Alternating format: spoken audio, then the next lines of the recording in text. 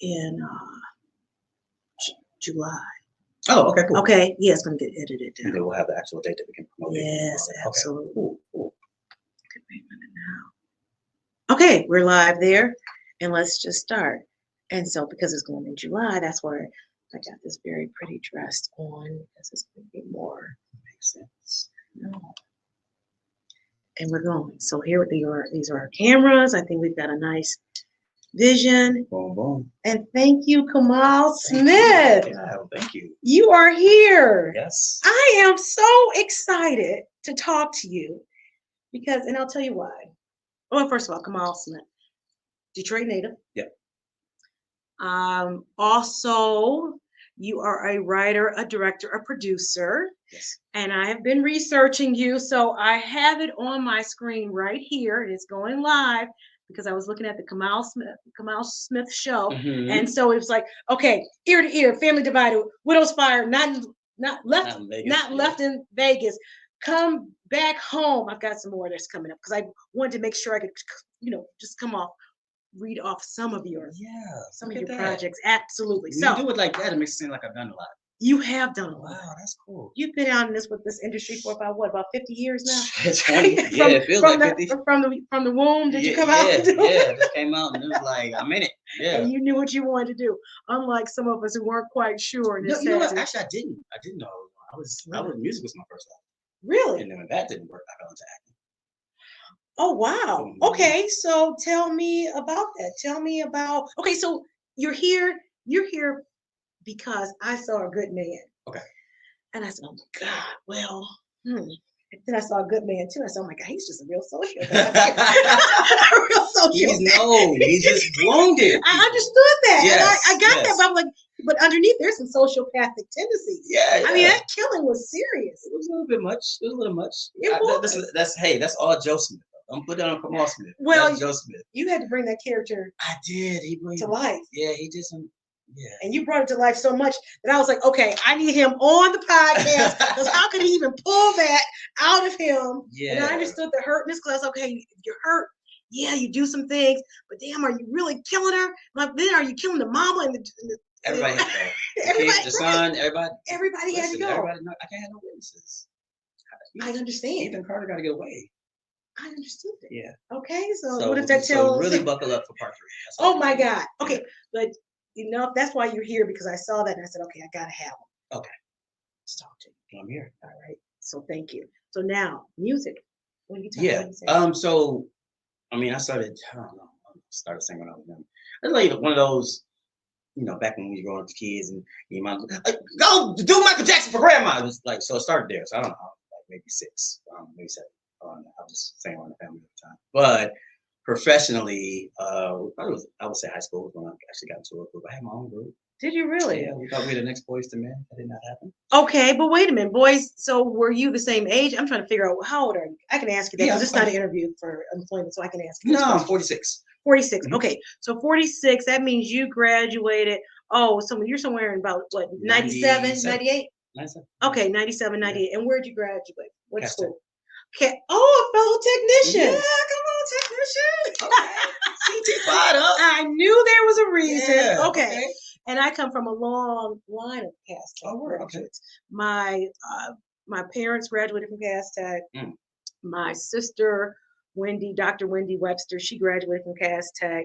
My brother, he was born in 86. He graduated from Cass Tech. And then my daughter is currently right now. Yeah, she's going to Cass Tech. She's going to Cass Tech. It was just my brother. My brother. I'm gonna say unfortunately because my brother's my best friend, but I went everywhere he went. I'm like, gotta look back. Yeah, he went to Basic Academy. I went to Basic Academy. He went to Cass. I went to Cass. He went to Wilberforce University.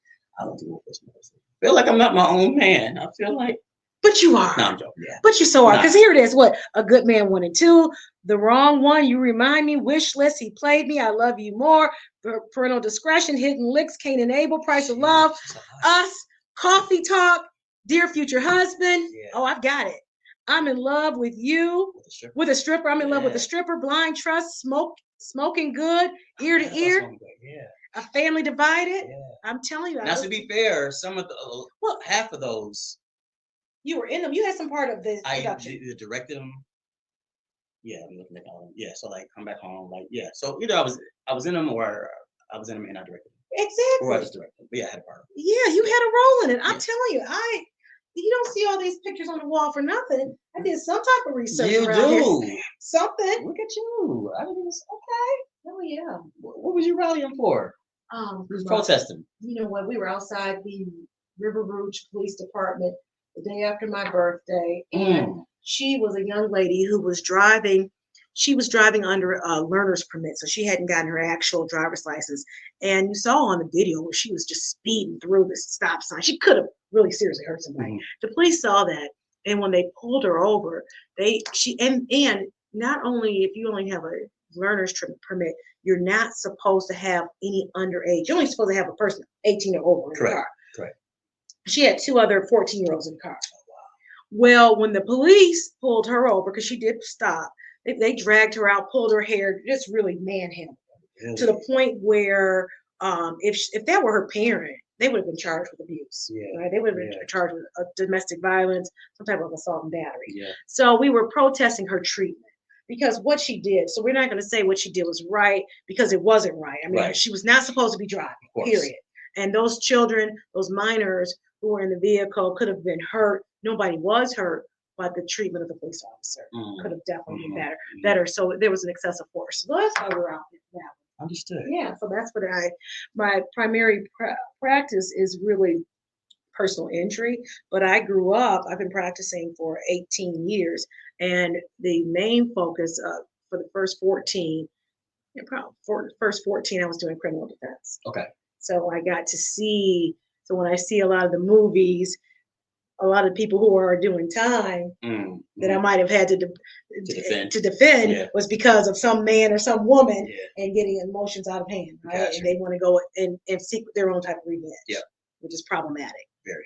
Okay. Yeah. So, but I just love the 2 lead movies, and that's how we got here. So now, Wilberforce. Now, tell me about what did you study in Wilberforce? Gosh, music theory. I have to think about it. And didn't do anything. I didn't do anything with it. You were focused on. Yeah, I mean, here's the thing. I went to Wilberforce because I was so when my brother went there, I used to visit there every year. Actually, when I was on winter break, my mom would send me down there. They would smuggle me in the dorms for a week. That was fun. So I got she wanted me to experience college life, right? And so one thing I just got attracted to so fast was the University Concert Choir, and they traveled all over the world. I went as far as Cairo, Egypt. Did you really? Yeah. So I'd never had a what you call it? I was going to go on that spring break. Because you were always that was your spring break. Yeah, that was my spring break. But that was educational and it was wonderful. Yeah. So now tell me this. So when you went to Wilberforce, then you were in the concert choir? Mm-hmm. You know what? That's something because my daughter is the concert choir at Cass. The Cass. Wow, that's dope. Yeah. And I'll tell you how. It's a funny story, and she doesn't want me to tell this story, but I'm going to tell the story. She goes, when you tell it, it sounds like I was a spoiled brat. I said, because you were. You were. And I did it. I made her. Whatever she is, I will accept responsibility for it. Yeah. But we're 7. Okay, I was married to her dad. We got a divorce. Mm-hmm. And the only thing I could do for her is love her and educate her. That's the only thing I could give her. Just love and education. And I did the education through travel. So here it is. She had to be 7, maybe 6. We're in Puerto Vallarta. And I don't drink locally. I only drink when I'm out of town. Mm-hmm. Only when she was 7, I was drinking locally. I only stopped there probably about 4 years ago. But anyways, that's near here. Yeah, there. Right. So here it is. I am sitting at a table. She's across from me, and I'm looking at this beautiful sunset.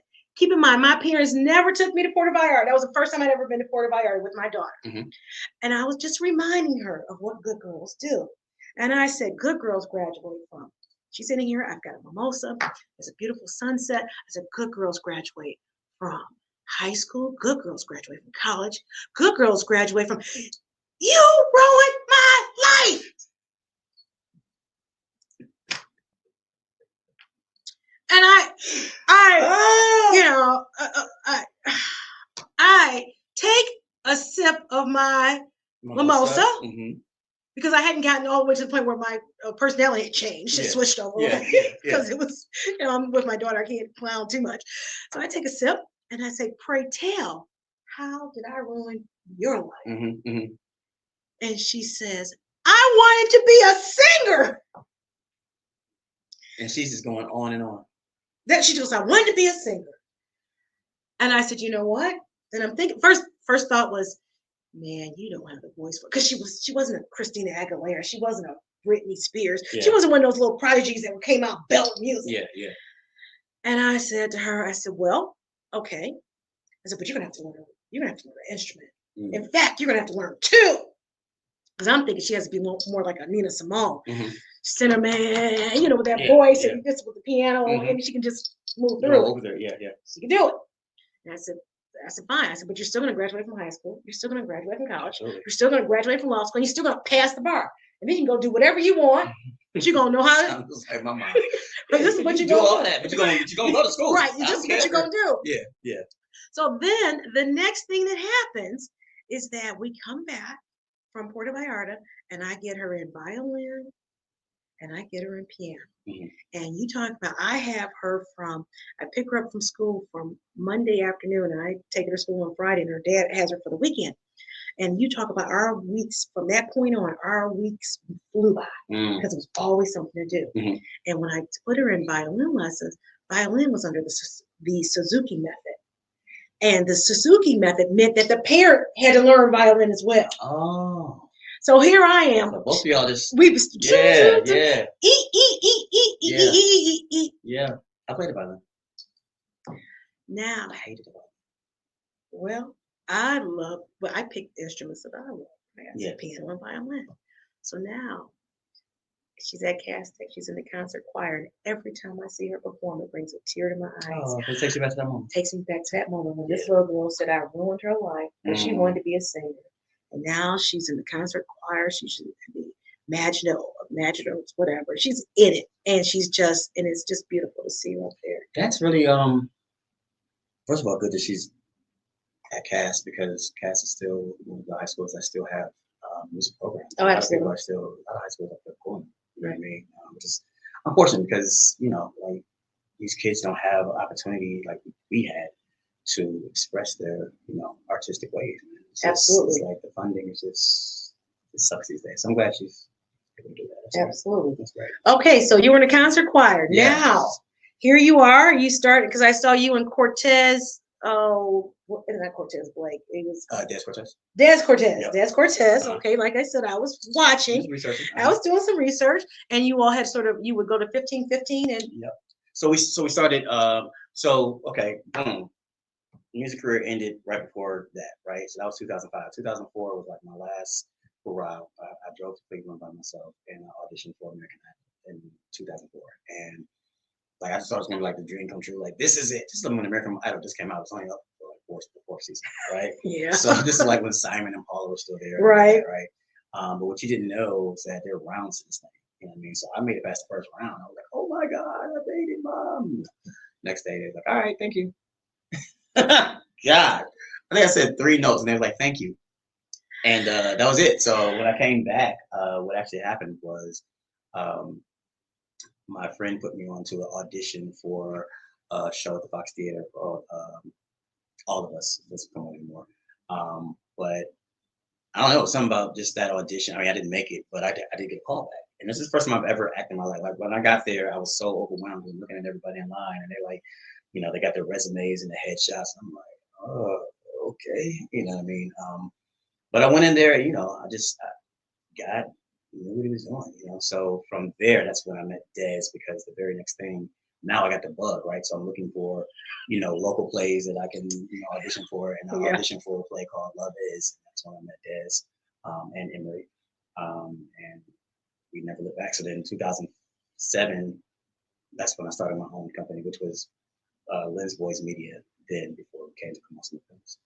Oh wow! Yeah. Oh wow! That is so exciting. Now it's funny when you talk about the acting bug, because I got the acting bug. Yeah. Oh, I did. I actually graduated from the University of Michigan in '91. I mean, before you graduated. Yeah. Younger than me, but Go Blue. It's okay. Yeah. Go Blue. Yeah. And I took an acting class there. I think I took a voice class there, and I graduated. I graduated out of general studies, so a bachelor's of general studies.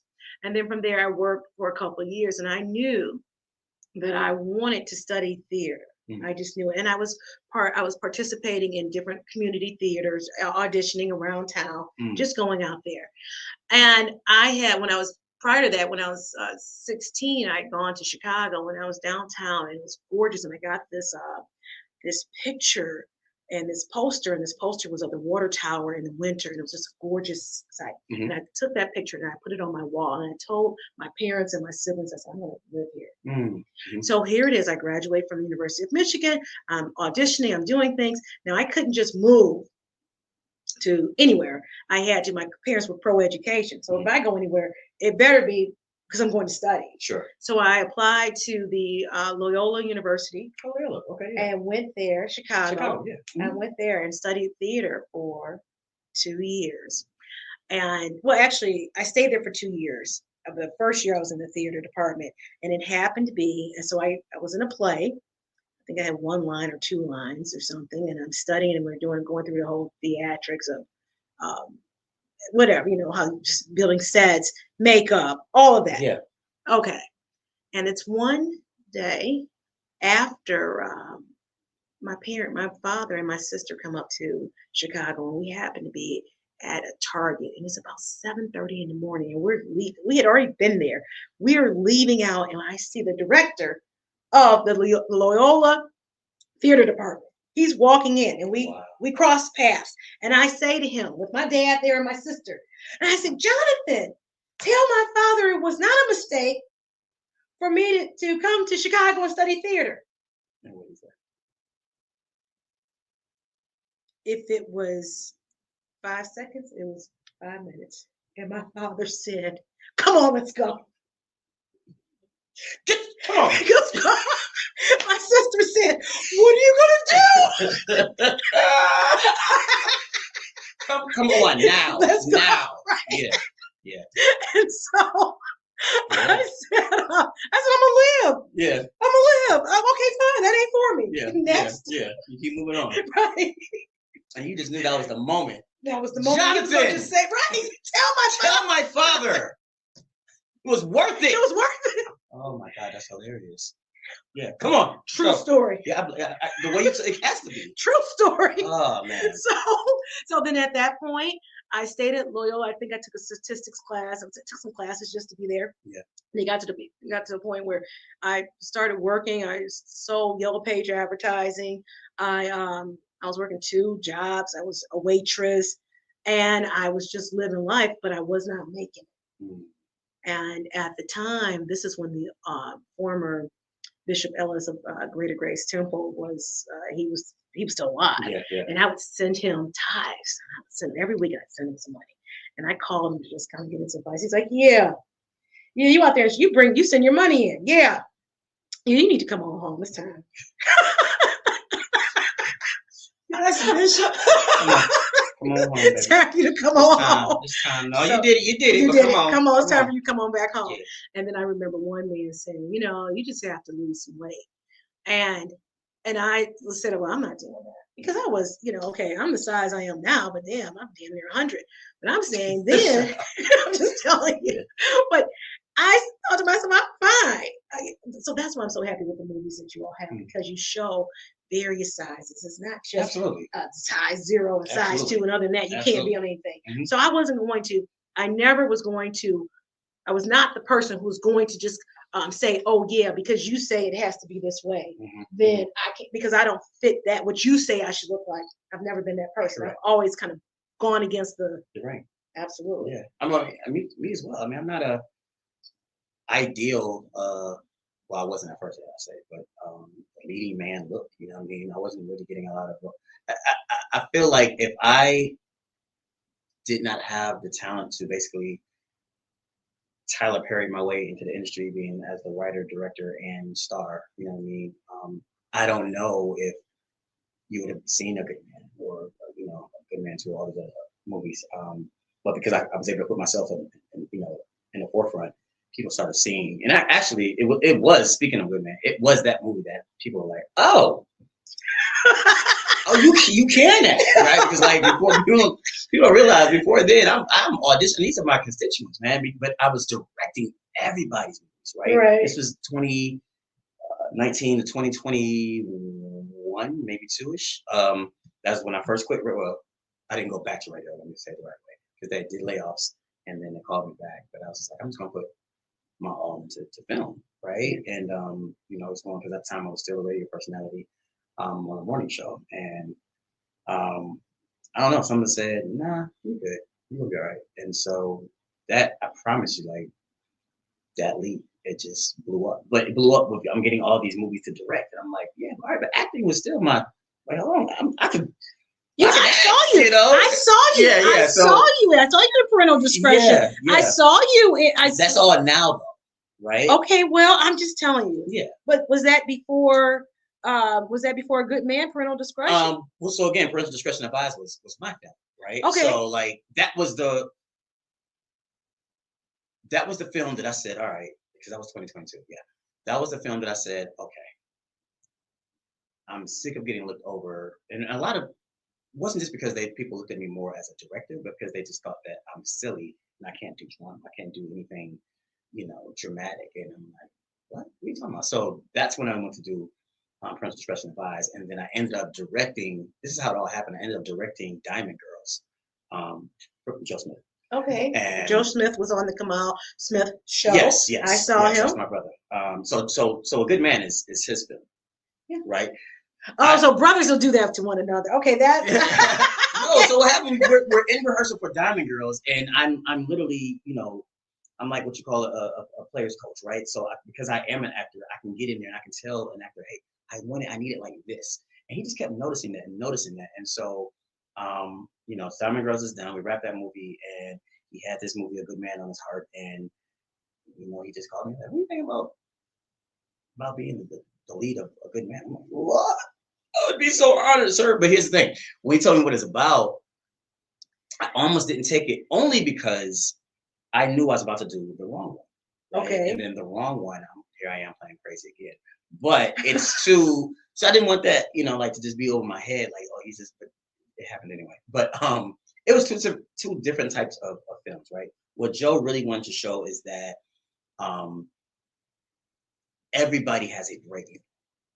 Right, yeah. Everybody, but you never really see what men go through in their hurt. Right, we always show cinematically. We always show the woman, and he cheated on her, and yada. So like here you are, the beginning of the movie, you're showing that Ethan was married to this woman, and he catches her in his bed with the best friend. Right, then here we are again. Ethan goes out of town. He found new love. He has a fiance, and what does he do? He comes home early to surprise his wife, his fiance. What's she doing? Sleeping in his bed with another man. Yeah. I'm snapping. Yeah, I'm snapping. I know. I'm snapping, right? I get it for the snapping, but why are we? I get it, but did we have to lock him in the basement, and did we have to take her? I mean, she was a horrible person. Yeah, she got to go. She was a horrible person. I blame her mother, because she said the father was like that, right? I think that came up, that it was the father that he cheated around or cheated on, whatever the father was doing. You know what? It was such a moving movie. It was so moving, and it absolutely made you think about how this man, how that character felt, and what he was going through. Yeah. And he snapped, and he snapped like never before. Yeah. He crashed out. Here's what people don't realize, right? Within that scene, when he first, gets the gun and then breaks in the room, as they're having sex with, right?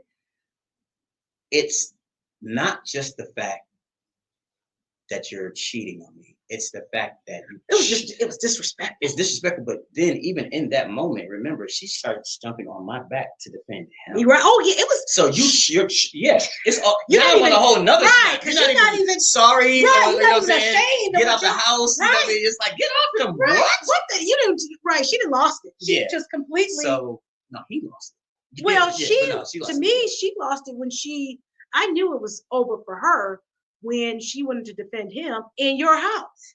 Yeah, that was crazy. That was too much. Yeah, that was crazy. Now you didn't cross the line.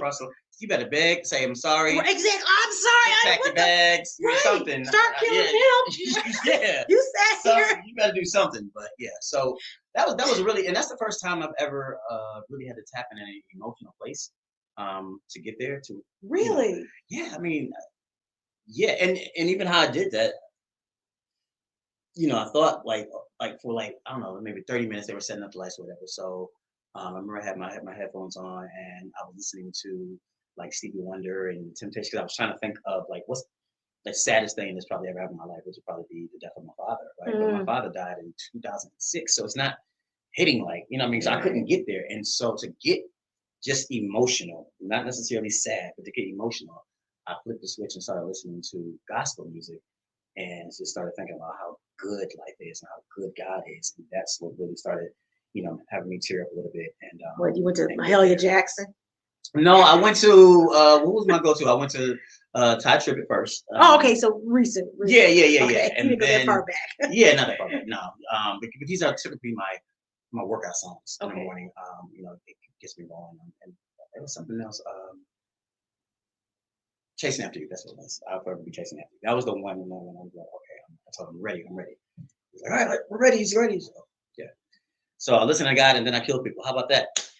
Hey, that happens. Works. Those Whatever gets you there. Well, you know what? God had many people killed. So. Read the Bible. Many people have died because of God. Yeah. Right? Yeah. Even to this day, people die because of God. Yeah. So it's very relatable. It can happen. It can truly happen. So now here it is. So I've heard several things. I heard that you work out in the morning. Yeah. 5 a.m. workouts. Okay. Yeah. That's, hey, I definitely understand that. Do you work out 5 a.m.? I absolutely do. Let me tell you what I do. I wake up and I meditate, and then I roll over. I pull out. I have a nightstand. I have two, and I roll over, and I pull out the drawer, and I take out my journal, and I journal. So the first thing I'm saying is, "Thank you, Jesus, for waking me up, and God is my source. I live in abundance." I go through it, whatever is on my mind, and then I get up and I do a tap, and I stretch and all that. And I go through, I do some calisthenics. I do that every morning. I have a personal trainer that I go to on Saturday mornings. He wasn't available this morning. He's a capoeira, I train in capoeira as well. And he's a capoeira instructor, so he had a class, batizado for the kids. But I went over to LA Fitness. So the one day I could have taken off and just done nothing. You still went. I still went. That's when you're supposed to go.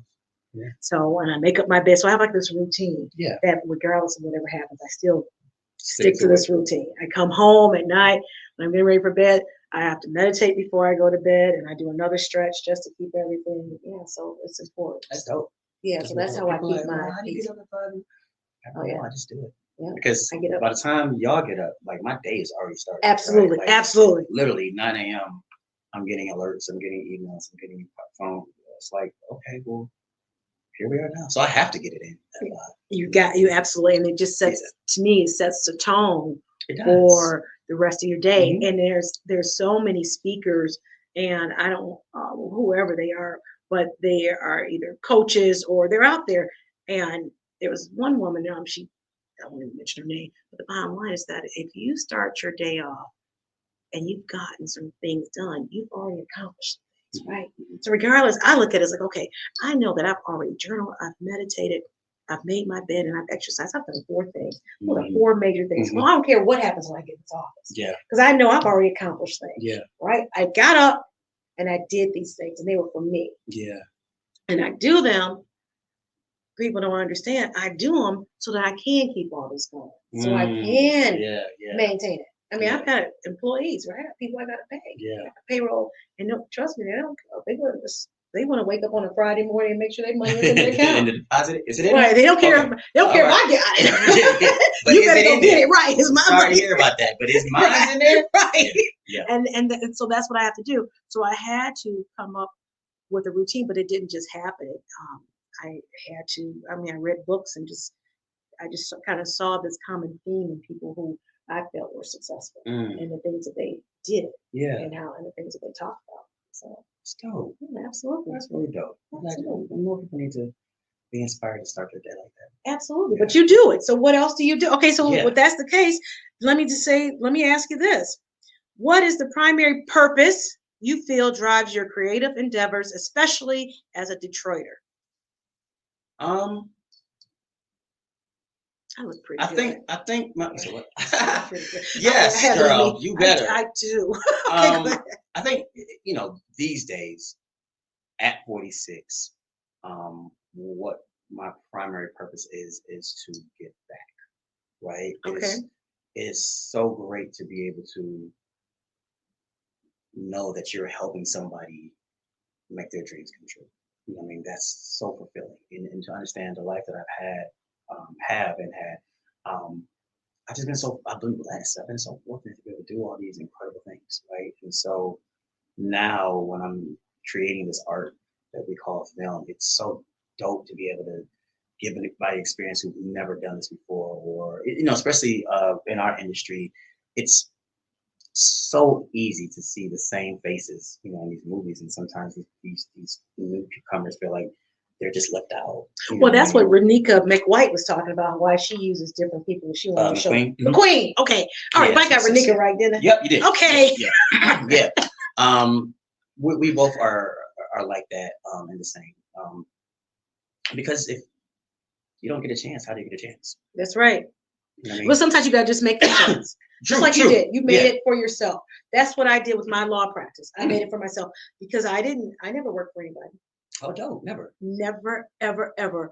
I was at Blue Cross Blue Shield. Well, short story. Well, I'll make it a short story. I was working at Blue Cross Blue Shield and I thought I was about to be fired. Mm-hmm. Prior to that, my parents told us what we were all going to be. She told me I was going to be an attorney. Told my sister she was going to be a doctor, and my brother she just really focused him on computer and computer technology. That's what she did for all of them. My one sister told her she was going to be a kept woman, and I swear to God, that's exactly what she is, kept. Wow. So, oh yeah, she knew. Mm-hmm. So then here it is that I'm at Blue Cross Blue Shield. I'm 32, and I am pretty much prima donna because I'm smart. I really am. I'm highly intelligent. Yeah. Okay. So I thought I was gonna get fired. And I said, oh shit, if I get fired, I gotta be doing something. Mm-hmm. And I'm sitting I'm at Blue Cross Blue Shield in Lansing. I just happened to be up there and I said, well, I think I'm gonna go to law school. And I'd already taken the LSAT. And I had applied to the University of Detroit Mercy, but I was rejected. They did not let me in. And I thought, what is this, the Harvard of Detroit? How dare they not let me in? Yeah. It was okay. Who y'all think y'all are? Right. Yeah. So I said, okay. And then I'm sitting there and I said, well, I think I want to go to law school. I think I need to go. They said, well, go to Cooley. They have a weekend program. I had my LSAT results. I swear, I called them. I said, I filled out the application. My mother gave me the application fee. I gave them my LSAT results. I started that May. So if that had to be maybe a March, I was there by May. I started. And every weekend for the next 4 years, I was in law school. Now, why did I do that? I wasn't married. I didn't have any children. Mm-hmm. And what the hell else was I doing? Mm-hmm. Hanging out at the casino. Mm-hmm. Spending money. Mm-hmm. Truly wasting money. Mm-hmm. So I did that. Okay.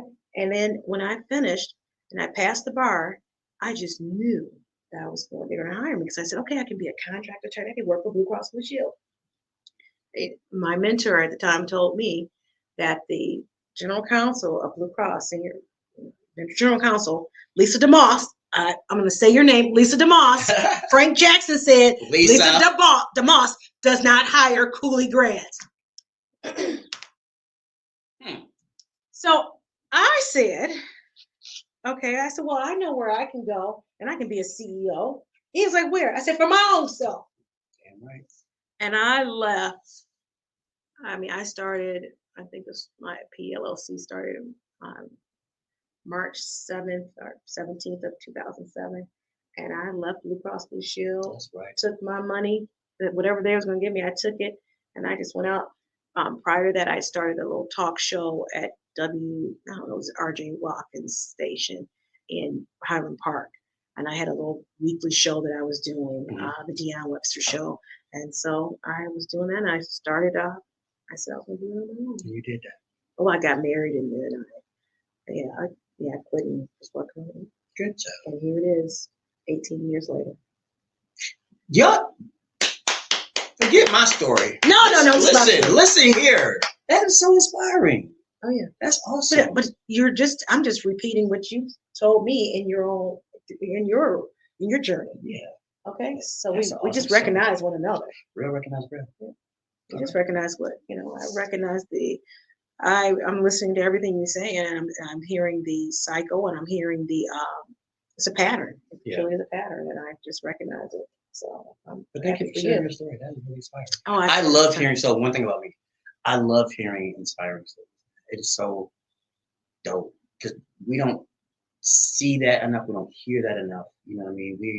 We're not me and you, but as in a society, people want to hear the mess. They want to scroll and share the horrible videos on social media. You know what I mean? It's like this is the stuff that we need to be hearing and sharing. That's so dope. Yeah. Well, I think that's what did you say? You want to help people. And it's the same thing. I help people through my practice, through my law practice, but I also want to help people through this platform as well. Yeah. But then sometimes this platform might be sort of at odds with my practice because I need people to pretty much mess up. Yeah. Like, I mean, but I do need, now wait a minute. So everybody's not going to listen to what I have to say. I want to help you, but I understand. I still need you to mess up too. Things are going to happen. Then I'm helping. Yeah. So things are going to happen. Absolutely. And because everybody doesn't receive it, but there's enough people out there who will, and who we can influence and inspire. Yeah. And that's all. Absolutely. And that's why when I talk to people, I share with them various books that I've read that I think that possibly might help them to go forward. That's good. So then now, what's driving your creative endeavors? I mean, right, you want to help people. Right. Okay. Where does your passion for storytelling, whether through writing, producing, directing, or acting, truly originate? You got to think about it, don't you? Yeah. Well, so my imagination is crazy. I mean, I would just say I'm a big people watcher. Excuse me.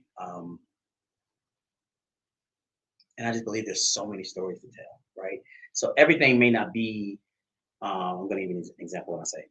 So like when I did The Wrong One, I was literally, talking to a friend of mine who was in a domestic relationship and having struggles of getting out. What are you talking about? A domestic violence relationship? Okay. Because, and so I, when I told you that The Wrong One and A Good Man were two different types of phrases, right? So for Ethan Carter and A Good Man, that was Joe just trying to show what it's like when somebody snaps, when a man is that hurt. But for The Wrong One, right, The Wrong One, you were the beater, you were the kid, you killed. I remember that because you met. Well, I got killed, but I did. I killed the friend. You all met at the bar somewhere in South. Was it Bar 7? Yeah. Is that the first one? Okay, yeah. You all met at Bar 7, and then you were more the suave one, and then you had the friend, and both of you all liked her. Yeah, but we kind of met at the same time. Right, met at the same time, and you were just the psycho one, and you were doing. So here it was, But like again, so just going back to the question. In that moment, I wanted to tell the story of what it's like thoroughly to be in a domestic abuse type of relationship, right? And thank God, shout out to Nix. I love her so much that she was open to being a great scene partner to really take it there, right? Like, as in the first version, of the script, I don't think we had it to the point where death was going to happen, right? It was just, but I'm like, yo, I want to push the envelope and let's go to the fullest on this thing. And it's the last scene for me. It's so short, but it's still like the most powerful because she's finally got her help. She, I'm now dead at this point, and she stands up. She introduces herself at one of those meetings, and then we put the helpline number on there because that's real, man. There's so many people that are in abusive relationships that it's not even funny. It's really sad. You know what I mean? Yeah, sad. So, it just really depends. And then like, on a completely opposite end, if you think of a movie like, let's go with Not Love in Vegas. At that point, I love comedy, right? And I love making people laugh. right? I really do believe laugh like heals the soul, right? So, you know, in my mind, I started thinking, and I was just, I just got married, so. Okay, are you still married? No, we're divorced. Oh. But I kind of wanted to show the people. Are you going to be nicer next time? So my next wife? Yeah. I wasn't. Hey, That's you what got a trick question. No, you're not gonna be nicer. It was us. Okay. Okay. It wasn't just me. And I had my, my faults in that. But come on now. Well, no, I say that the next time I get married, I'm gonna be nicer. So, future husband, I am definitely gonna be nice to you. Yeah, so much nicer. We'll go there. We'll say that. I'll be nicer. Okay. Nicer. But like, I just wanted to show, the reason why I laughed is because I got married in 2015, and then we started filming in 2017, I believe. But I just kind of wanted to show, like. Oh, so you were married while you were filming the wrong one? No. This is I'm a level. Not Living Vegas. Okay. Yeah. Okay. Understood. And my ex-wife is actually in the movie. But the whole vision of that was to show it is not always peaches and creams when you say. From the process of saying, "Will you marry me?" to the wedding, it's not always peaches and creams. Wait a minute. From the time of "Will you marry me?" until you actually get married. Correct. Yeah. Okay. And so that's what mine didn't take that long. Oh, you guys got at the courthouse? We went to Vegas. Oh, see, I should have been to Vegas. Well, it ended off the same way. You're divorced, I'm divorced. All right. That's all I'm saying. Yeah. So, but I got a wonderful daughter, and there's this song up there that says, "My daughter is so bougie, and my baby's," I gotta say, my ex-husband, he knew he had hit a lick too. Oh, it was some movie out there on TikTok. I mean, some song up there. TikTok. Yeah. That reminds you of what you went through. Well, that's another story. Okay. It's all. But you know what? Like I said, I'm going to be a whole lot nicer. Yeah, listen, I'm in a different place. Hey, my ex-wife is still my friend to this day. That's a good thing. It's it happened. I have a beautiful daughter. And I've definitely spent all my time focused on her. Good. Yeah. So when I say that you would want, so when the child support money is not used on me getting implants or anything like that. Child support money, save, travel. It's education. Yeah. Right. Last year she studied in Cambridge. Oh, that's dope. Absolutely. So dope. She's in the Horizons Upwards Bound program. That's hosted. Still exists. Oh, it does. Wow, it does. That's so dope. It does. That's dope. So I took her over did a family vacation over in Bali and for her winter break, and before that we travel a lot. Yeah. We travel a lot. So that's important. But enough about me. Tell me. What do you think about me? Your life is dope. Where's next? Where you going next? Yeah. Thailand. But nice. I want to go there. You have a passport? Yeah. Okay. When's it cracking? Okay, so when does it expire? Mine is expired to 31. Oh, well, then you're good. Then it's not like you've got 6 months. Don't have 6 months on it. You can go. Yeah. No. And you can go for relatively. You can go. What stops you? Why? No, I travel. No, trust me, I travel. I don't travel. I just got back from Costa Rica in March. Costa Rica.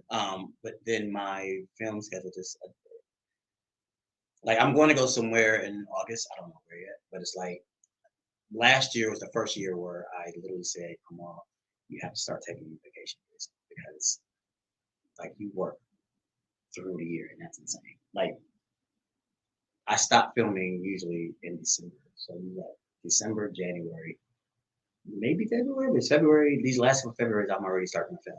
Right, and then you just film it. It's like you're getting up there, buddy. You gotta calm down. God, you get up there. I am. I'm almost 50.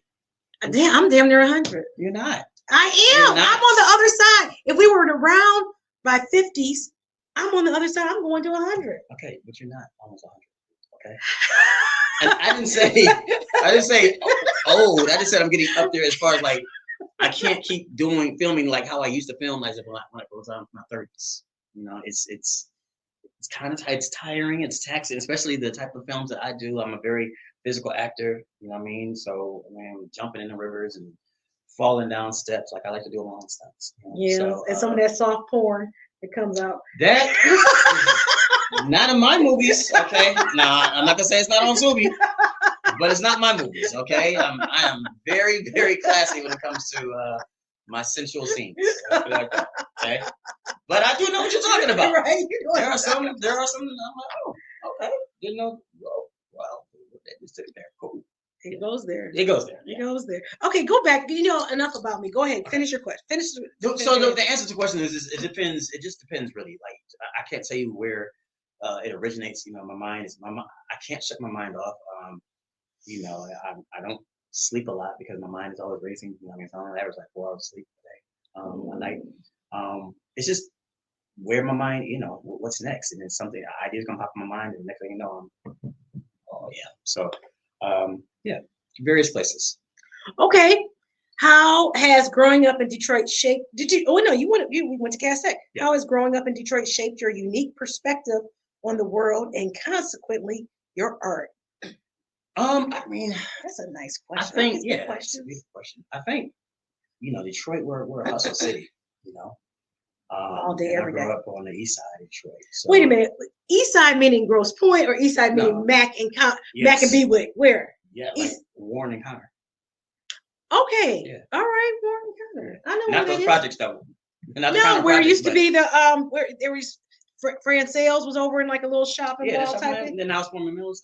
Yeah. So I'm right down. So I grew up on the street called Becker. And yeah, I know I'm east side. People do say the east side, and like Grosse Pointe.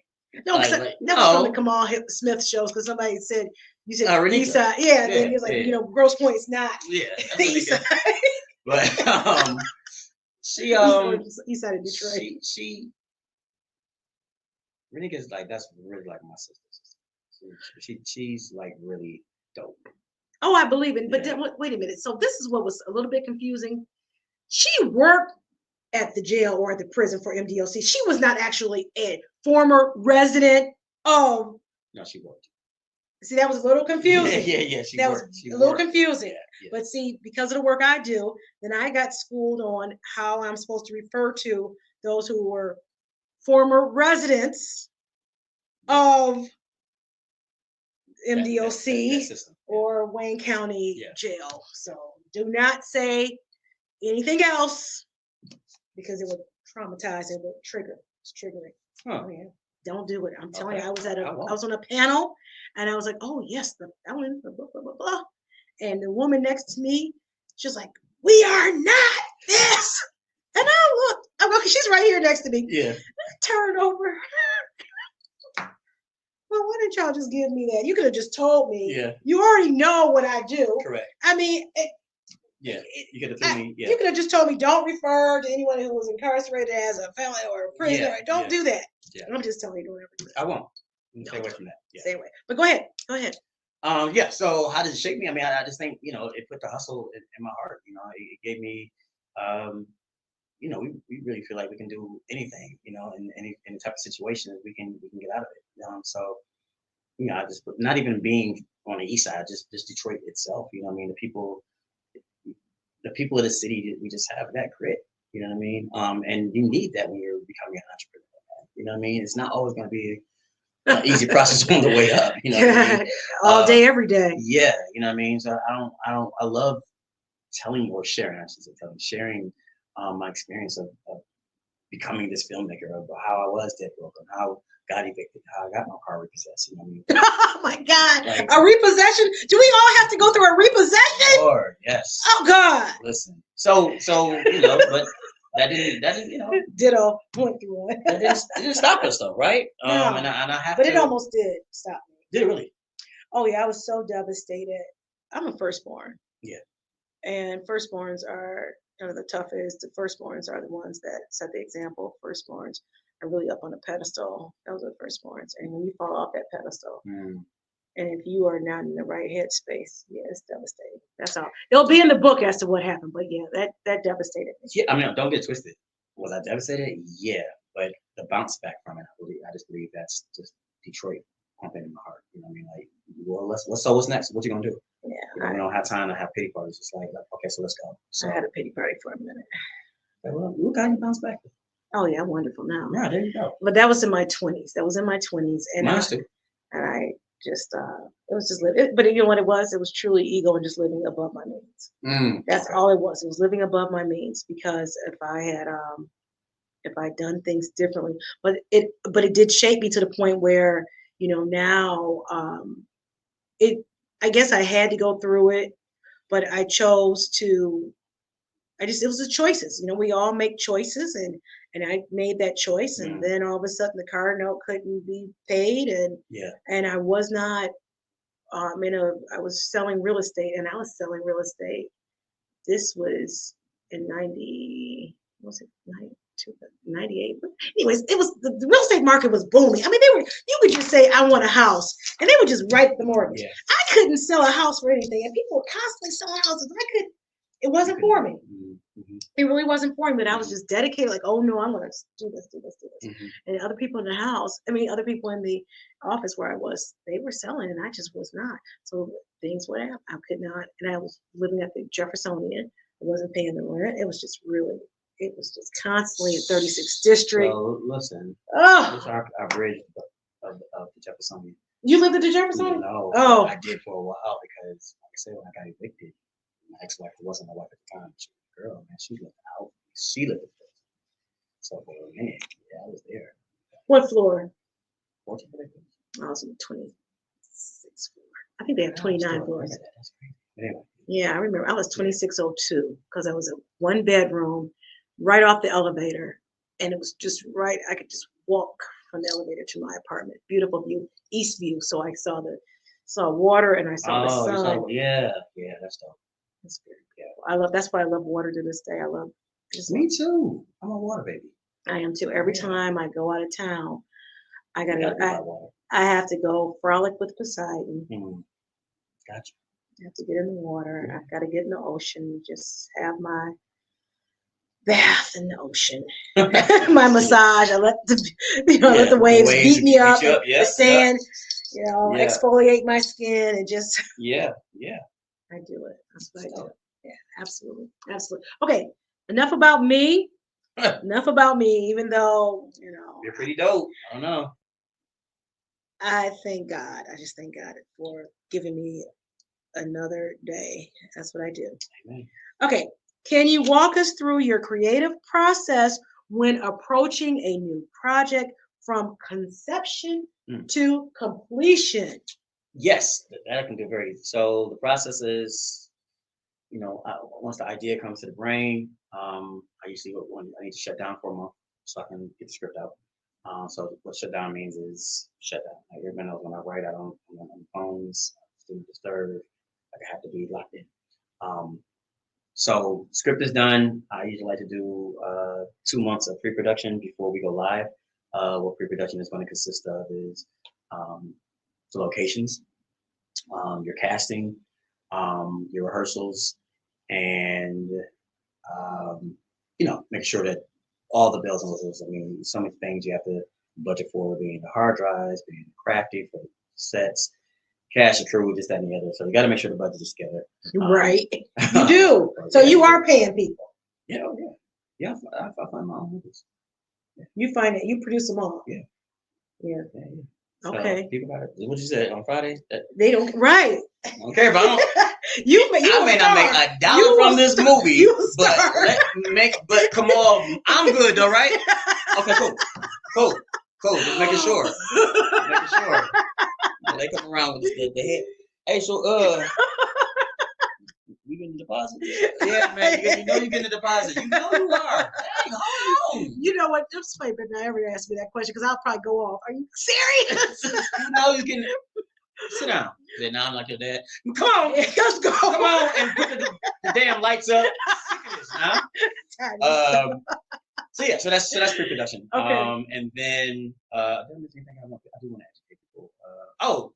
It's so very important, guys. If you are inspiring producer or filmmaker, man, that the shooting schedule. Please spend time on that shooting schedule because that really dictates, a lot. You know what I mean? So then, boom, we're done. 2 months is down now. It's go time. I always like to tell my casters, there's nothing different other than cameras and makeup, than what we've done in rehearsals. And I try to be very thorough in rehearsal, especially like, let's just say this office, right? So I have an office scene in a law office, and I'm like, hey, Dan, can I borrow your office for a shoot? Da, da, da, da, da. I'm gonna take pictures so that for one, my DP and my gaffer, the gaffer's person who does lights, Yeah. they can see the room, they understand the outlets, everything, the density, all that stuff. Also, so my cast we can literally rehearse it like how it is. Right. You know what I mean? So it's just I'll show you the pictures and like, all right, so then here on this line, I want you to go to the board and write the so I really try to simulate what it is when we go up. You know what I mean? And then of course when you go up, you go up. It's like this camera action. Well, we had to have this interview on this day because you just wrapped us. Didn't you just wrap the project? Yeah, tell us about that. Yeah, if you can. I can. Last Sunday, probably my biggest project. This is my first series. Like the Dirty D, or yeah. Well, it's not like, but yes, like a series, like the Dirty D. Yeah. I love that. So shout out to Lisa Brown, right? Yes, absolutely. Elise. I call her L. Okay. L. LB. I think I just call it L. Okay, well. Yeah, but to everybody else, I've never Miss LB. I'll call her Miss Brown when I meet her. Yeah, she'll probably not like that. All right. Okay, I'm joking. Okay. But yeah, so exactly. I'm glad you said that. So I directed the first season of the Dirty D. Us. I directed the first season of Us, and also Renika's series, The Stranger in Our House. I was the assistant director on that. So not to say that I think in doing those series that I think I had figured out by the time I was ready to do my own. You know what I mean? Right. So we shot for 2 weeks. We shot for 14 days. This last. Yes. Okay. So it's called Cover Up. And so seamless, man. It was really like when we wrapped on last Sunday. Like the cast was like, "Incredible. This just doesn't feel like a wrap day." You know what I mean? So shout out to my team and all the cast and crew. I mean, we really prepared before we went and did that project. And it just, I can't wait for people to see it. It's really exciting. Really exciting. I think that's wonderful. Absolutely wonderful and amazing that is the person that you are and your perseverance. So with that being the case, what role has perseverance played in navigating the often challenging landscape of the entertainment industry? I would say, this industry is so, I think, so I started in 2005, right? That's when you left the radio station in 2005. So I left the radio station. That's when I started acting. I left the radio station in 2019. Oh, okay. So you were still, oh, wow. I was doing both. For 14 years, Yeah. So I was doing plays, films, and radio. So the cool part about that is when I was able to have my own sitcom, TV20, it was on Sundays, and I was literally signing off the air at the time the show came on. So that was kind of cool. All right, y'all should be watching Because We're Men right now. So that's kind of cool. Oh, nice. But as far as perseverance, I just think, what was that, April? Yeah, I think it was April 27th. I just was awarded the Lifetime Achievement Award, right? And what I tell people is that, you would think I've been doing this for 20 years, which I have, but I'm just now like receiving everything that I've been working so hard for. I'm just now getting the notoriety. I'm just now, finances are coming into way. So, I mean, if I didn't have perseverance, I can't tell you how many people I started with that are not even no longer doing it. They're not doing it, and they're not happy, unfortunately. Oh, and that's the worst, right? It's one thing when you change your, you gave it a shot, and it's hard, man. It's hard, man. Like it is hard to do this for 20 years. I mean, it is hard to stay. A lot of people have 9 to 5s in the industry. You know what I mean? All right. Yeah. You know what? I just met Zen Braswell. Do you know who he is? Zen Braswell. Not familiar. Okay, he did Always Consequences 1 and 2. Okay. Shout out to Detroit. Okay. And he was here not for the show, but for a legal matter. I mean, not regarding him, but yeah. So and he was talking about he has a job. He has a job. Yeah, most people they see us on TV and they think we just make all this money, and that's just it takes time. Yeah, I mean, seriously, and as far as that, and that's if you're the producer, right? And if you're an actor, Yeah, you know, twos and fews. Yeah, you go right back to work on Monday. You know what I mean? And that's literally hard mentally, right? Because I was just on set being the star, being catered to, and let's get you a makeup in, let's, you know what I mean, your hair. And then it's like, then I got to go back to hey, what you doing? What are you doing over there? Yeah. Is that project done? Yeah, it's just like, and then it just plays. It's like, man, when is it just going to happen? You know, I tell you the countless talks that, you know, I've had with God. I was asking that question, God, when? You know what I mean? So, but if it wasn't for perseverance, I mean, shoot, I wouldn't be here, man. You know, that's just the honest truth. You have to have so much perseverance to withstand all the trials and tribulations of getting this, right? And then think about the people who are not getting this, right? These are people that just, you know, when I have auditions, I didn't do audition last year, but the last audition I actually did was in December of 2023. And we had like over 400 people there. It was at the University Activity Center. It was like 1 o'clock in the morning. And what I took. Wait a minute, you were auditioning or? Yeah. Okay. I was auditioning people for. Oh, you were auditioning people. Yeah. Okay. For my 2024 projects. And I just feel like, man, I see the same faces, man, and for whatever reason, you know, they're not getting it. You know, not getting these roles, and that sucks. You know, you see them at all the auditions. You know, a lot of times I might just come in and just, you know, now people are having auditions come in, show face, and we do that a lot as an industry, just support them. You know what I mean? Same thing with filming. You know, like yesterday I went to go visit Rocky Black set. They're filming right now. You know, just to support. Hey guys, I'm here. So what's up? Y'all need anything? Y'all good? Let me treat y'all with a check. You know what I mean? That's just the type of things we do for the industry. But point is, back to stay on topic, it sucks. It sucks not getting a call. It sucks you're doing this for years and you know you're only doing background work. You're just like, when's gonna be my turn? And then you have the person like me telling them, yo, but stay at it. Look at me. I was the same way. But that's still like, how many times are you going to hear, stay at it, stay at it, stay at it? You know what I mean? So it's It ain't for everybody. Yeah. Real estate was not for me. Selling real estate was not for me. It was not for me. And I had to realize that after I had to realize that. And somebody said to me, I was so upset. And I was like, I got these bills, I got this. They're like, you just need to get a job. Mm-hmm. Get somebody who will pay you. Mm-hmm. And as soon as I got a job, then I was able to start getting some little stability. So that's just, you know, what it was. Mm-hmm. Now you figure I'm in a place where this is my occupation, this is my firm, mm-hmm. but I still have to be bringing in cases. The places have to close, sure. And the checks have to be cleared, and then, you know, then you get to pay, but it doesn't matter. I still have obligations. Absolutely. Every single day I have an obligation that I have to take care of. Mm-hmm. So it's one of those things that you've got to persevere. So it all depends. If it's for you, it's for you. And then they may have to do their own thing. I mean, just like you did. You had to just go out there and do it. I'm so glad you brought that up because I tell people, man, hey, guess what? I got the same opportunity I did, or the other producer does. I was in corporate, stacked my money. Man, I can't go out this week, guys. I can't. Hey, babe, we can't. Because I got to say, I think my first film, not 11 days. I think it was it was a little under 30,000. But you can do the same.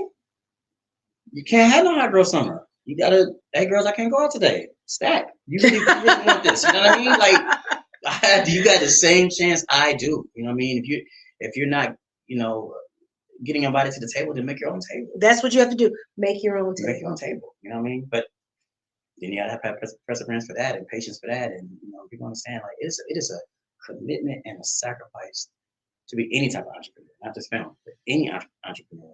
It's a commitment and it's a sacrifice. It absolutely is, yeah. And I commend anybody who does it. And when I hear people talking about, you know, them not being happy, and I just think to myself, okay, all right, well, you know, I can only tell you so much. Mm-hmm. Sometimes I'll tell them to go read a book so you can get focused. Sometimes you're just not focused. Sometimes you can't. Sometimes you got so much going on and you can't really see through it. Sometimes It's like being in a dark room and you're feeling around for just the door to open and see the light, and you can't do it because you've got to quiet your mind. You got to quiet it down to say, okay, what am I supposed to be doing? Because opportunities are every single day. Absolutely.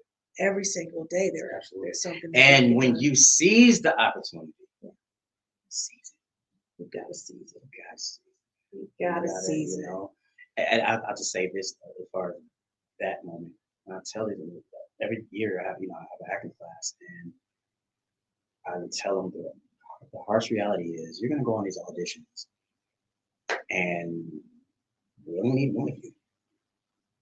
I only need, what's your character name? Dionne. Okay. So out of 40, 50 women out here trying to get this one role. So you do not have the chance or the time to come in nervous and you gotta rock it out. You gotta rock it out. You gotta rock Seize it out. the moment. You gotta That's rock why it you're out. here. Make it tough for me. I thought her, but she really killed it. Oh God, bring them both back in.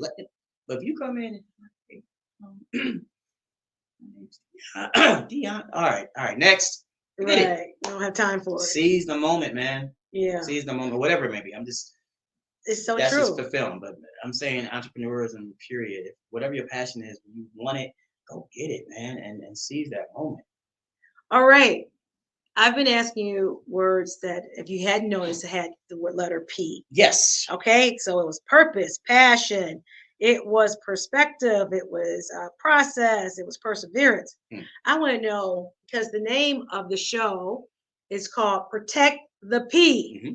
What's your P and how do you protect it? Peace. How do you protect your peace? I protect my peace. I'll say it so like say it so they can see it. Okay.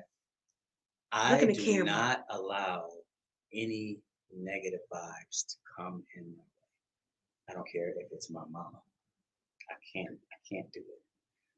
Once I understood how powerful peace is, it literally changed me as a person. I mean, I'm being just dead serious. Like, I used to care so much about what people thought, just all the things that is now. I'm such a different person at 46 than just when I was at, I would say 40, right? Thank just God. Understanding what real peace is, it's nothing like it. And once you have it, you just don't want to let it go. So what does your real peace look like? Tell me what it looks like. My real peace looks like happy. What's happy look like? Happy looks like I am smiling 20 hours. I told you I don't get about 4 hours of sleep. 20 hours out the day, I'm usually smiling. I'm just so happy.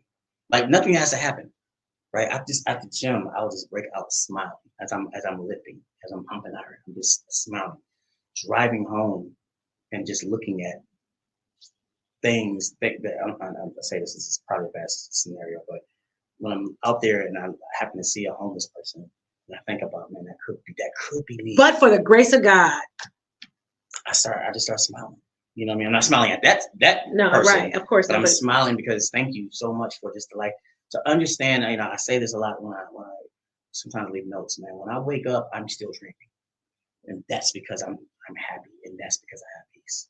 When I wake up, I'm still dreaming. I literally get to wake up and do what I love to do in life. Isn't that something? So yeah, it's really kind of dope, right? It is. I get to come in here. I had a vision, and I don't know, because you were out there. Yeah. And did you see that picture? Yes, when I first came to the door. Yes. Okay. Yes. So I knew when I was going to switch over from criminal defense to civil, because I went to a training. I went somewhere and I saw the civil girls. They were women, grown women. Mm-hmm. And they were sharp. I'm talking sugar sharp. I mean, the heels of this. And I'm thinking criminal defense assigned. Don't get me wrong. Criminal defense allowed me to take my daughter all around the world. Mm-hmm. Civil just allows us to stay at the Intercontinental Mandarin or Oriental. That allows us to stay at better places. But I still did what I did. Yeah. So I remember I was upstairs with another attorney in his office, and I knew that eventually I was going to have my own office. And I just saw this vision of wherever I was going to be, there was going to be a picture. I wanted to walk in every day and see the picture of me. Mm. So then, just like things happen, I was asked to leave from up there, and then it was a dead of winter, and I didn't want to necessarily move. I'm not crazy about moving. Mm-hmm. And this location was available, this spot, and the window was just perfect. And I had somebody design it, and I had already had some headshots and photos taken, and they designed it. And so every morning when I come in and I come down this walkway, I see a picture, and that's so the vision. dope. Yeah. Right? Yeah. I get in here early. I have to be the first person in. I get in here, and it's just, I look around and I said, this office is bigger than where I stay. Okay. Mm-hmm. This office, I've got about maybe five TVs in here. I'm not quite sure. I have no TVs in my house. None. No. My house where I live is really, I love it for the backyards because it's very wooded. And I just love that. I can't be by water. I'm not by water because I was actually thinking about going to the water residences off the river. I'm still kind of thinking because it's like a big glass house. Yeah, I really wouldn't mind being there. But where I am is just nice, it's wooded. Yeah. And I just love seeing the little woodland animals. But I say that because of that's my peace. Mm-hmm. That's my peace. It's just the things. So when you talk about waking up happy and just feeling happy, I get it. And when I'm just living in it, right? Just living in it. Yeah. So I get it. Yeah. I get a whole lot of things. I just like people to explain it. Yeah. And see what's going on. Now, when I was listening to you talk, and then even prior to this, one thing I don't know if you've thought about, there is something called the Black Entertainment Sports Lawyers Association. It's called BSLA. Okay. And I really thought that for you, and every year they have two conferences. They have like a mid-year conference, and then they have the big conference. And they're having, this is where all the Black entertainment sports lawyers go. But you don't have to be an attorney to go. Mm-hmm. You can just be there. And it's fabulous information, wonderful information. It's going to be in Puerto Rico. Oh, and I think that so we're the attorneys, right? So we go and hear, but I think from a perspective of someone who is a filmmaker, a director, a producer, just to kind of hear the different, to be in a room to hear how that, and it's great connections. That's cool. So that might be something. BSLA, okay. The Black Entertainment Sports Lawyers Association. Okay. Okay. So I think you really should. I think it would be beneficial. Yeah. And I really think I went last year. Last year it was in Cabo San Lucas. Okay. So I was there. I'm going this year to Puerto Rico because it's just, and it's a party too. It's one big, huge party. So it's lots of fun. It's lots of fun. And I love going there because a lot of people were there. They're there because they work for networks. They work for Netflix. They work for Disney. They work for ABC. They work for, that's where they're that corporate. And it's like, man, they do hire Black attorneys.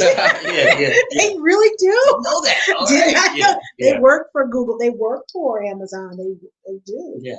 So it's really cool to network with them. And then it's nice when I go, having my own firm. Mm-hmm. So it's you come into the room differently when it's your own. You really do. Yeah. That's dope. Yeah. I would definitely look at BSLA. I'm just telling you. Yeah, BSLA, and it takes place, I think it's going to be like the end of October. It's 4 days. End of October, early November. Okay. Is when it takes place. And it's like last year they had for talent, their last night they had that's when they give out their scholarships to whoever's in law school, and they have a big huge party afterwards. And I think they had Q Parker from Q Parker from, I don't know. Anyways, he was a singer. He was up there. Okay. Okay, but he was a good guy, nice guy, very nice guy. Took a couple pictures with him. And cleared it up. Yeah, can't remember his name, but it was good. It was nice. I got a lot of things on my mind right now. So I'm happy I remembered BSLA and able to associate it with you to say that, just to be able to mention that to you. Okay, so you talked about your piece. You also spoke about what funny type of routines. Routines? My daily routines? Yeah. When I'm not filming? Yes. 4:45. I'm gonna wake up. Be at the gym probably about around 5:20. Out of there at 7. Gotta watch my good sports center. Um, I'm back to sleep usually around 9:30. About 10:30, and from there, that's probably when the routine stops. But then it's just about where is this day taking me? I have meetings. I might have studying to do, like today. Thank you. Yep.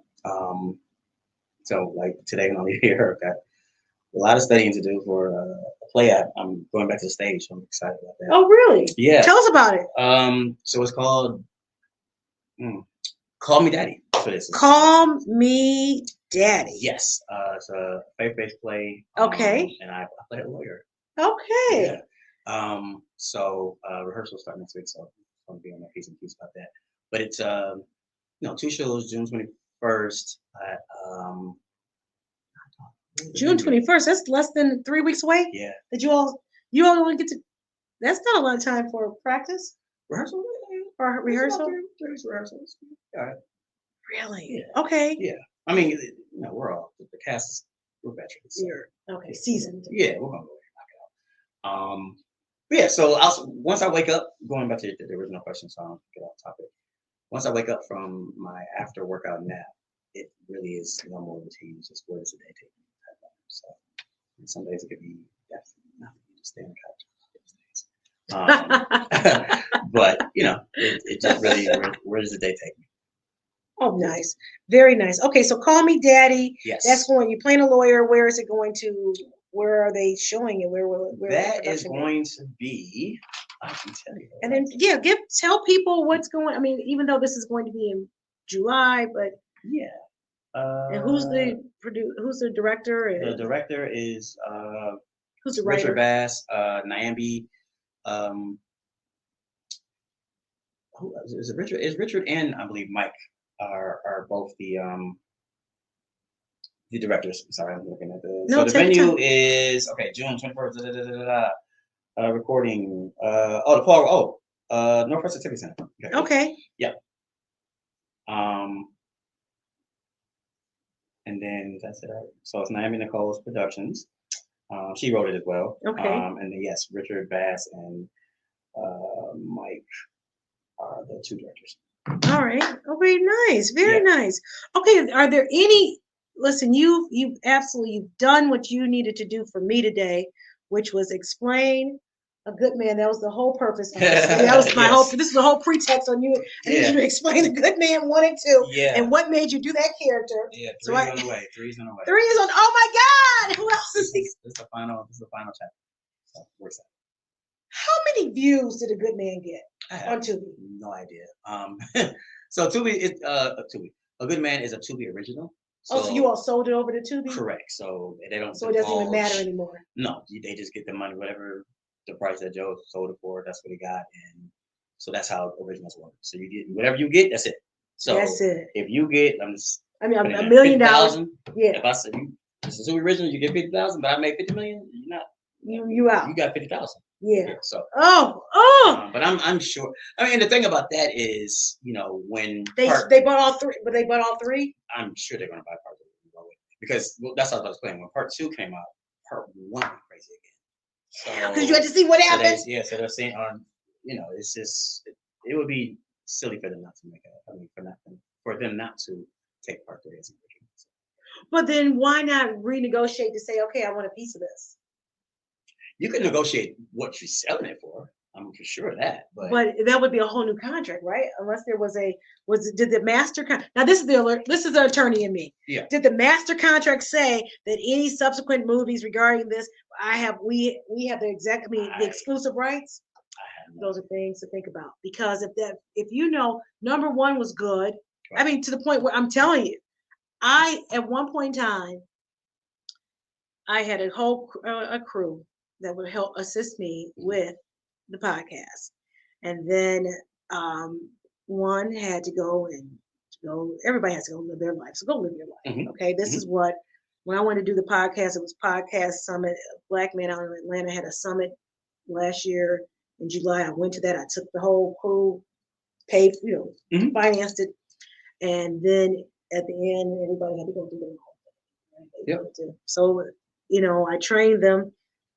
I'm here, but I remember once I saw Good Man 1, I said, get him on. Get him. I need to talk to him. Yeah. I want to talk to him. Yeah. And they couldn't figure it out. Now, I'm a producer. I used to work at a radio show, and it was for talk radio. And what did talk radio have to do? You had to go out and get guests. Yeah. And it was a 5 o'clock in the morning show. That's what time it started. So that means at 3:30 in the morning, 4 o'clock in the morning, you're calling to try to set up that show. Okay. So I say all that to say that a good man, because I'm talking about the contract, a good man was so good. I said, oh no, I got to see that main character. Who, what? Who was that crazy guy? Yeah. And what made him snap? Yeah.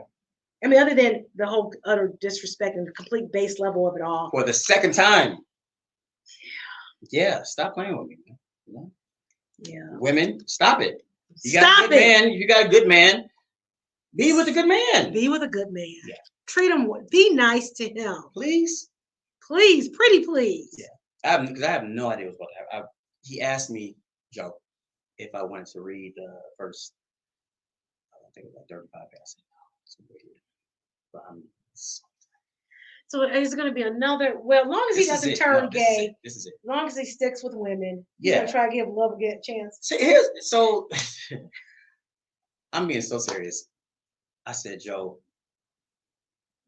one way or another, this is it for Ethan Carter. I don't know what you're going to do. But Ethan has to get caught or something. Yeah, he has to go to, I mean, this is it. I can't, I don't want to do a 4 and a 5. Like, this is it, right? One, because as great as it has been being a part of the franchise, Ethan is probably the most noted character. And, I hit all the time, you that crazy one. Oh, God. I've done a lot of other roles. You remember those? No? You just remember? Yeah, you that crazy. Hey, babe. Look, that's my man. I'm crazy. Hi, how you doing? I'm really not crazy. No, you play it too well. All right. So he's got to get out of my. This is it for Ethan. It's been a joy. But, he has to die or go to prison. Yeah. But he's so clever. Or he's so clever. Just it. He may get away, but it can't be. Go right off to Mexico. I don't know, but this is it. This is it for me. Maybe he comes back and it's 30 years later and he's an old man, and he finally wants to give love a chance again or something. That's it. Yeah. Well, I'm excited. This has been a great. The Good Man's been a great ride. It's a wonderful ride. Yeah, it's been seriously, it's been to the point where I'm telling you, I just was with Joe not too long, a couple days ago, having some cigars. So I can't wait to read this. I'm how does it end? So we'll see. Oh my gosh. Y'all will see soon. This year. A Good Man, and it's you're talking about it's actually going to go into production, being published, go out there this year. Yeah. End of the year. If we film in my head, even if we film August at the latest, you have them by December. Okay. And that's if we film in August. I think we're actually going to try to get it done in July, but we'll see. Wow. Okay, Kamal Smith Films. That's your one. That's your company. You have any other companies? All right, and then under that, that's the umbrella, and then from there you've got your show. Are you coming out with another season of your show? Everybody's like, what happened? I'm like, that really was just a bucket list thing for me. I just did it just off the whim. I heard that you said in 6 weeks you got it together, or 3 weeks? Yeah, like 4 weeks, 5 weeks, something like that. It was just an idea, and then the guy, my big brother Keith, not my blood brother, he's the one who did the set design, and he was like, "Are you doing this?" And I was like, "Oh, really?" I just thought it'd be kind of a cool. Like, it's going to be cool. We did it. So, maybe I have to be passionate about things that I do. I've always wanted my own talk show, but never looked at me like, I'll be the next Jimmy Kimmel or something like that. It's like I just wanted to do it. So obviously there are a lot of guests out there that I would love to see, for the world to hear their stories. So maybe. When you talked about Plug, you had the Murder Pain and his people, they were talking about Plug Love. Thomas, I remember, oh my gosh. Yeah. So it was really, again, it was so informative, and then Shelby Lee to hear her, and just Des Cortez, just Kamal Diesel. Mm-hmm. Have I'm glad him. you said it. Thank you. Oh, I see this, D. She said it right. He hates when people call him Kamal. Here we go. Not my fault. Why you mad? What I do? I wasn't even there. I was listening. They keep calling me Kamal. I'm like, D. I wasn't even there, but yes. I was listening. Yeah, that's my brother. All right, let's see. Okay, because I know you got things to do, and guess what? I'm gonna finish up here, and I'm going home and going to bed. All right. But Saturday is normally my day. That once I finish working out, once I finish my personal trainer, I go run errands, and then I'm normally back at my house and in the bed by noon, and I sleep for about 7 hours because my work. It is beautiful because my work week starts on Sunday. Okay, so this is like your last day weekend. I only have one day. Okay. And then it's Sunday through Friday. I mean, last night I was here till almost 10 o'clock. At night? Yeah. Oh, yeah, let's get to bed. Yeah. For her to sleep, everybody. Get your mind out the gutter. I meant for her peace so she can sleep. Get her. Y'all so nasty. Why are you thinking like that? Well, what Let's is there? get her to the bed so she can sleep, people. What else could a almost 100-year-old woman think about? Just stop it. I shan't. That's what I do. That's how I do it. But absolutely, so I can get in the bed and just chill out, and then wake up, and then just kind of mosey around, and get back in the bed, and then from there get back in here and start the process. So you've got that. Now you've got your Kamal Smith films, and you've got a project cover up coming up. We've talked about what's important in your that you protect is your peace. Absolutely. All day, every day. You're going to consider going out to Beesla. Yes. To that conference. I really think you should. I think you'd be a superstar. I think once they find out it's you, because just like you said, the Detroit film scene, people really are digging it. And there are so many, it'll be a big hit. Okay. I'm telling you, I really am going to go to. Yeah, you really should. You really should. So that'll be good. And then we talked about, you answered questions for me. You gave me your background. You like the concept to protect the P. I love it. So great. Yeah. So dope. Continue to keep doing it. I am. Yeah. I am. And then, do you have an exit plan? I mean, what does Kamal Smith at 80 look like? On the beach, naked. Yep. That's right. I ain't saying it in a perverted way. I'm saying that in the way I'm at 80. Oh, no, that's how I see myself. Yeah, my cigar and whatever. You're gonna still do cigars though. You like something in your mouth. No, I'm gonna say it like that. Every time I see a man with a cigar, I'm just every time because don't get me wrong. I used to smoke cigarettes. Ew. I used to. Yucky. I used to. Yeah. I agree with you. I agree with you. Yeah. And I don't smoke cigars like I am a. The summertime is a lot different because I'm out on my boat a lot, and so I will have a cigar, quite frequently through the week. But outside of that, I'm not like at Star Lounge. Well, you can smoke by yourself if you want to, or you have to. Is it a social thing? I'm not even. I mean, no, it's not because when I'm outside and on the boat, I'm a lot of times by myself. That's my peace. I get it. Yeah. Smoking cigars. No, the water. Oh, the water. Okay, the water, absolutely. Right. Okay. Take a couple of that with cigars. So then, do you have to have a drink with you as well? It's better with a drink. No. A nice glass of bourbon. Oh, yeah. That's what you do. Yeah. Well, that's wonderful. That's wonderful. We all have to do what we need to do in order to get us where we want to be. Yeah. So no, you sit down and look at it that way. Yeah, look at it that way. Wait a minute, man. You didn't cross Hey, no, I like a cigar. Leave it at that. At 80, I still like a cigar. You don't know if at 80 you don't like a cigar? Yeah, but I mean. I'm just saying about the whole, but I understand. Yes. So thank you very much for clarifying that. Absolutely. Because that takes a notion of, because every time I see somebody with a cigar, even in cigarettes. I'm like, okay, that's just that. You gotta have something in your mouth. You gotta have. That's where that comes from. Because I had at one point in time, I had to have I was a smoker. I was a heavy smoker, and I stopped smoking after I read a book. The name of the book was Joe. God, it was Alan Carr's Easy Way to Quit Smoking. Okay. And it took me 3 months to finish the book because I wasn't just powering through it. And it was actually a paper book like this.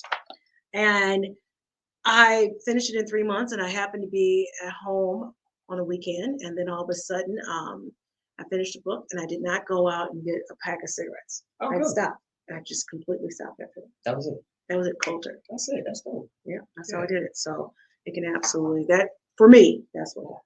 Okay. That's dope. So thank you so much. Would you like to give anyone your IG, Facebook? Oh yeah, so Kamal Smith 2 on Instagram, Kamal Smith the number 2, and then on Facebook is just Kamal Smith. And if anybody wants to reach me through email or submit monologues or whatever, my email is Kamal Smith Film, not films, Kamal Smith Film Media @gmail. You're a nice young man, Thank sir. you. And you just Well, not young. Okay, but I'll take it. It's fine. You should take it. Yeah, I'll take it. It's fine. You should take it. You're nice. You. Okay. All right. You're a nice man. Yeah. You're a good man. Ha! See that? See how she did it there? That's all that. He's a good man. Thank you so much. You're welcome. All right. And I appreciate it. I really, really do. I've dreamt about this, and it came. Here we are. Yeah, here we are. So I got to meet the man who played Ethan. Oh my gosh. Wonderful. Okay, I'm gonna stop it. Look at this. Okay. Stop this one. It's gonna process, and I'm gonna stop this one too. In the stream. I know. In the stream. Oh, I should do an outro. Okay. Watch me get an outro. Oh. Oh. Okay. I don't know what that means. I thought I do have